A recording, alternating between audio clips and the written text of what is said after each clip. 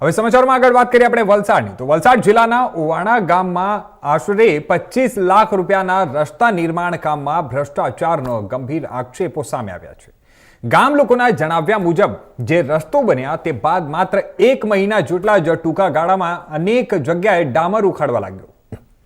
નબળી ગુણવત્તાના કામને કારણે આ રસ્તાની સ્થિતિ દયનીય બની ગઈ છે। સ્થાનિક લોકોનો આક્ષેપ છે કે યોગ્ય પુરાણ કર્યા વગર સીધો કાચો ડામર પાથરી દેવામાં આવ્યો હતો અને જેના કારણે રસ્તો ટકાઉ સાબિત નથી।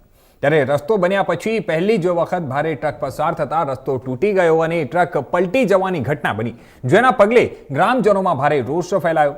ગ્રામજનો દ્વારા વિરોધ નોંધાવતા તાલુકા પંચાયત અને પંચાયત તંત્રે તાત્કાલિક લીપાપોતીના કામો શરૂ કર્યા હોવાનું પણ જણાવાય છે।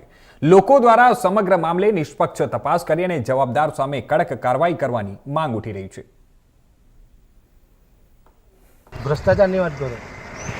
ઓવાળા ગામમાં આજે 1 મહિનાથી 25 લાખની ગ્રાન્ટથી રોડ બની રહ્યો હતો, પણ એ રોડ 1 જ મહિનાની અંદર તૂટી ગયો છે અને એની હાલત દુર્દશા એકદમ બહુ જ ખરાબ થઈ ગઈ છે।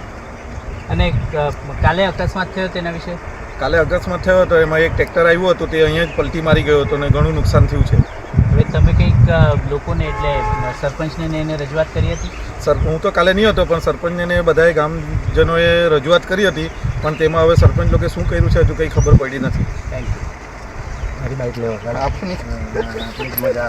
ચાલ બંધ કર, વિડીયો બંધ કર। નવા બના મેં સોલંકી છે, ગામ ઓવાળા। હું આ ઓવાળા ગામનો જ વતની છું, જ્યાં આજે એક્સિડન્ટ થયું છે તે જ ગામનો વતની છું। અને ગઈકાલે આ અમારા ગામમાં એક ટ્રેક્ટર પલટી ખાઈ ગયું એમ કરીને મારા ઉપર ફોન આવેલો। ત્યાં જોતાના હાથમાં મને એવું લાગ્યું કે આ તો ટ્રેક્ટર પલટી તો ખાધું પણ અમારા ગામના એટલે કે આજુબાજુના જે તમામ નાગરિકો આખા ગુજરાતના તો આ 25 લાખ રૂપિયા ટેક્સ ગામ જનતાઓ આપી રહી છે, પરંતુ આ સરપંચ, ડેપ્યુટી સરપંચ કે પછી ટીડીઓ બધાની મિલીભગતથી આ થયેલું હોય એવું લાગી રહ્યું છે।